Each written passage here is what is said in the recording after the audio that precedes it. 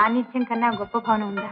అక్క అక్క ఏమిటే బావయ్య గారి కోసం వారి స్నేహితులు ఎవరు వచ్చారు.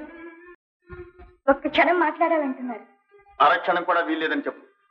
నేను చెప్తాననుకోండి, చెప్పినా కదలకపోతేను బయట గట్టి తలిపేయి. ఈ వేళ ఎప్పుడు వచ్చాడు? ఎంత అవసరం? ఒక్కసారి వెళ్ళి కనిపించకూడదు? ఒకళ్ళ అవసరాలు నాకు అనవసరం. చింతామణి, నాకు కావలసింది నీ సౌందర్యం, నీ సమక్షం. నిన్ను విడిచి వెళ్ళగలనా? నా చేత పనులు లేదంటే పోవాను. తనులా, నీ చేతనులా, పరువు గల వాళ్ళందరినీ పట్టి తెచ్చి వల్ల వేసుకుని కులికే పిశాచివి నువ్వు. నన్ను అడిగిస్తావా? నా చేతుల్లో మూడింది నీకు. అబ్బా, నీలాంటి కట్టమొహాలు చాలా మందిని చూశాను. గొంతు చించుకోక బయటికి రాడు. నిన్ను చీల్చి చెడ్డాడాలి. పాపమని యోచిస్తున్నాను. పిల్లవని ఇవతలకి పంపించు. వాడి సంసారం నాశనం అయిపోతోంది. తండ్రికి చాలా జబ్బుగా ఉంది. ఉంటే చావమను. ఆయన పడ్డారా పిశాచిలాగా? పరువు కిట్టులతో బతికేవాడిని తెచ్చి చిటికలో విటుణ్ణి చేసి నీ కూతురు పౌటి చెంగులో చుట్టుకుని కులుకుతోంది. వాడిని ఇప్పటికైనా బయటికి పంపించు, లేకపోతే మహాపాపం అనిపిస్తావు. వాడి భార్య ఉసురు శాపమే తగులుతుంది మీకు. చేపాలకి పాలు బావగారు బయటికి గంటుకున్నారు అన్నారా? అన్నాడా? అంత మాట అన్నాడా? అప్రాచ్యుడు. అన్నాడు. అంతే కావాలి.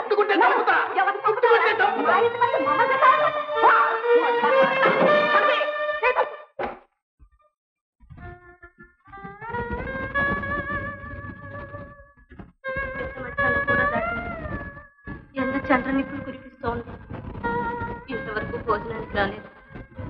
ఏం చేస్తాం తల్లి, ఆయన మనసంతా మారిపోయింది. మాయలో పడ్డారు. పోనీ మీరు భోంచేయండి అమ్మా. రామరామ, వారు తినకుండానా?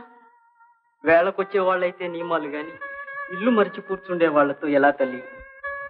వారి దయ ఎప్పుడొచ్చినా సరే. అరుగో వస్తున్నారు.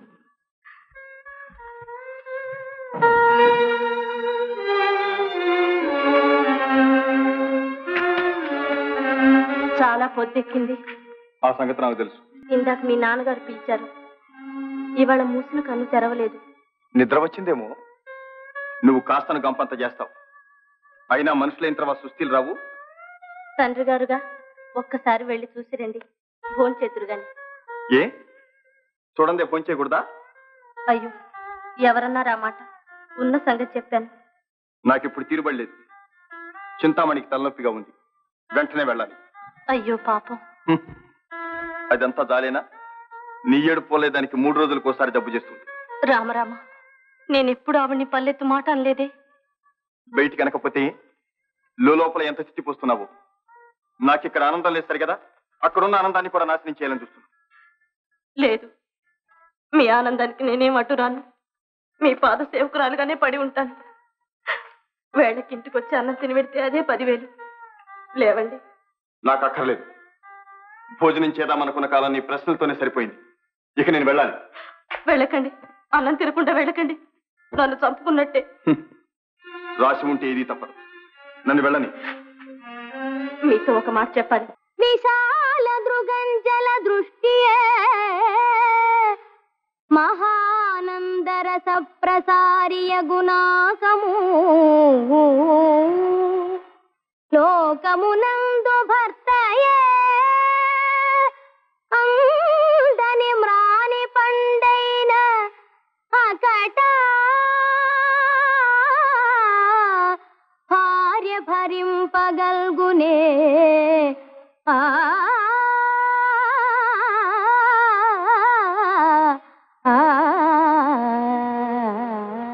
ఇలాంటి భార్యల్ని భర్త మాత్రం భరించగలడా? నే పెడుతున్నా. ఆగండి, నేను చెప్పదలుచుకుంది ఇంకా పూర్తి కాలేదు. అయ్యేదాకా నేను వినలేను. వినాలి, విని తీరాలి. మీకు కాకపోతే ఇంకెవరికి చెప్పను. అగ్ని సాక్షిగా నన్ను వివాహం ఆడారు కనుక నా జీవితాంతం వరకు మీ పాదసేవ చేసుకునే హక్కు నాకుంది. అది నెరవేర్చాలి మీరు. నీ హక్కుల కోసం ఇంకా ఆశపడుతున్నావా రాధ? హక్కుల్నే కాదు, అన్ని ధర్మాల్ని దాటి నా మనస్సు పరాధీనమైపోయింది. పరాధీనమా? ఎందుచేత? నేను కురూపిన, పాపిన, అవివేకిన, విద్యావిహీనురాల్లా? ఎందుచేత మీ చిత్తం పరాధీనమైంది? చెప్పండి, త్వరగా చెప్పండి. కారణం నేను చెప్పలేను. నీలో లోపం ఉందని నేను మాత్రం అనగలనా? నీలో ఎంతో అందం ఉంది. దానికి వన్నె తెచ్చే సుగుణాలు ఎన్నో ఉన్నాయి. ఎన్ని సుగుణాలున్నా మీ పాద సేవ వదిలి జీవచ్ఛవంగా పడి ఉండలేను. నా లోపం ఏమిటో చెప్పండి, సరిదిద్దుకుంటాను. పెళ్లాడిన భార్య అవటమే నీలో ఉన్న లోపం. ఏ పెళ్ళాడటం తప్ప, దాంపత్య భాగ్యాన్ని కోరడం తప్ప, మిమ్మల్ని ఆధారంగా చేసుకుని జీవితం తరింపజేసుకోవడం తప్ప, మీ పాద సేవ కోరడం తప్ప, మీకోసం ఆటమటించడం తప్ప. చెప్పండి, నా తప్పేమిటో చెప్పండి. వెర్రిదాన, ఎందుకు నీ ప్రశ్నలు? అవన్నీ తప్పులనేటం తగ్గినానని కాదు, కానీ నీ మనస్సు నొప్పించకుండా ఒప్పులే చేసే స్థితి తప్పిపోయింది. ఇప్పుడు నా ప్రపంచమే చింతామణి. నేను చెవిటివాణ్ణి. ధర్మాలు నీతులు నాకు వినిపించవు. నన్ను వెళ్ళని. వెళ్తారా? పోనీ ఒక్కసారి మీ నాన్నగారిని పలకరించి వెళ్ళండి. వారికి కావలసింది నేను కాదు, వైద్యుడు. వెంటనే పిలిపించు. వారికి నా వంతు సేవ కూడా నువ్వే చెయ్యి. వస్తా. వెళ్ళకండి.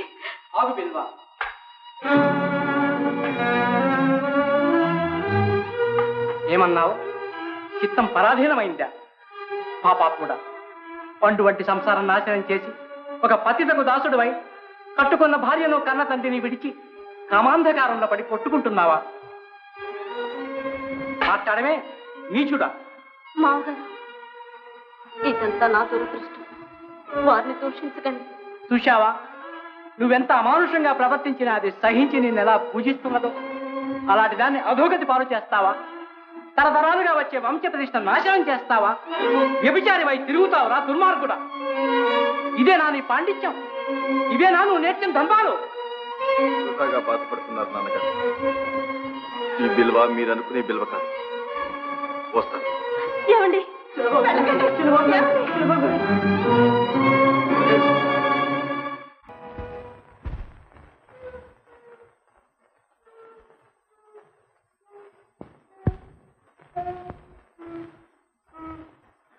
ఇదిగో చిత్ర గుమ్ముగా తయారదే ఏమిటి సంబరం? అతబ్బా నా సొమ్మంతా కాజేసి మేడలో మిద్దులు కట్టుకుని మేజోడి తగ్గితారా? మేజోడి ఎందుకు నన్ను నడుపుతావు? అసలు నమ్ముకుడు నాకు ఈ గట్టె లేకపోను. ఈ కొసను నమ్ముకోబట్టే కొంపు కొట్టుకున్నానికి అన్ని రాసి చెప్తాను. రాయి అయ్యో రెక్కడులు అవుతావుంటే ఉడిపోవాలి. రెక్కలు రెండు ఉన్నాయా? రెక్కలు. ఇదిగో చెట్టి, నాట విసగించుకో. ఎక్కడికి పోను? నడిలోకి మా నాన్న ఇంట్లో బయట బొమ్మన్నాడు. ఇప్పుడు నేను ఎక్కడికి వెళ్ళమంటావు చెప్పు. నా డబ్బులు ఎత్తి నేను పోతాను. డబ్బా? డబ్బు ఎవరికి ఇచ్చావు? మాకా? డబ్బు నీకు ఇవ్వలేదు. అద్దబ్బా నిన్న అబద్ధారా? ఇంత అన్యాయంగా మాట్లాడతావా? భగవంతుడు లేడు. ఇదిగో ఊత. ఆ పాపాలన్నీ మా ఇంటికి వచ్చినకే తగులుతాయి. నీకే తగులుతాయి. ముందు బయటకు రాడు. నేను ఎక్కడికి వెళ్ళి నడేట్లోకి నేను వెళ్ళను. నాదే తెలియదు అక్కను. ఇక్కడ కూర్చుంటే జరిగేదట. బయటకి వెళ్ళి జరిగేదట. మరి బయటకి ఎలా జరుగుతుంది? ఇదిగో ఈ డబ్బు ఇచ్చింది ఏదైనా వ్యాపారం చేసుకో. బతుకో. వ్యాపారం? ఏం వ్యాపారం?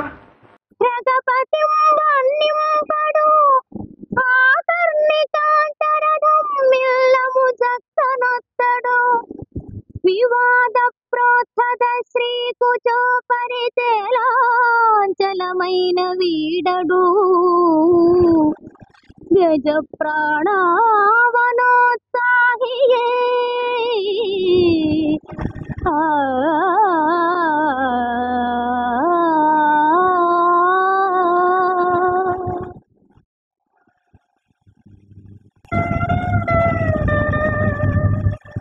మామగారు